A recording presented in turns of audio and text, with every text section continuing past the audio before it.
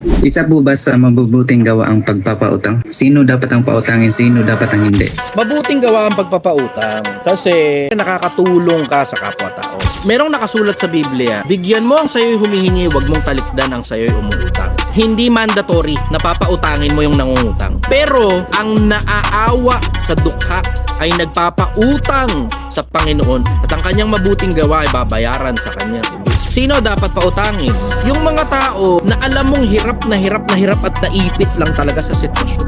Sinong hindi dapat pautangin? Yung alam mong nangaabuso na lang at yung inutang nila ay para lang din naman sa kapritsyo. Paano yung mga iba na ubos ang pera sa kapritsyo tapos ngayon para sa pangangailangan tsaka sila nangungutang? Kasi maraming ganyan, diretsaan lang. Inuubos sila sweldo nila sa Shopee, pasya, lamyerda, kain sa labas kung saan-saan. Tapos pagdating ng bayaran ng putang inang bills, iaasa kayo sa OFW. Kailangan namin ng ganito.